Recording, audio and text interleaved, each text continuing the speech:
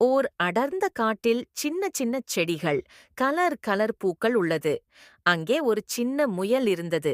முயலுக்கு என்ன பிடிக்கும்?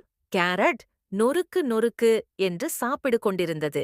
முயல் குட்டி துள்ளி குதிச்சு ஓடி வந்தபோது அங்கு ஒரு வட்டமான மஞ்சள் நிற பந்தை பார்த்தது. முயல் குட்டி பந்தை கிட்ட போய் வாவ் என்றது. முயல் குட்டி பந்தை தட்டியது. தடாங் என்று சத்தம் கேட்டது. பந்து உருண்டு ஓடியதும் முயல் குட்டி பின்னாடியே ஓடியது. Jump jump! திடீரென்று லொல் லொல் என்று ஒரு சத்தம் கேட்டது. அது ஒரு நாய்க்குட்டி. நாய்க்குட்டிக்கு பந்து வேண்டும் என்றது. நாய்க்குட்டி பந்தை எடுக்கப் போனதும் சின்ன முயல் குட்டி வேகமாக ஓடிவந்து பந்தை பிடித்துக் கொண்டது. நாய்க்குட்டி முகம் வாடியது. நீ என் பந்தை எடுத்துட்டியே என்றது நாய்க்குட்டி.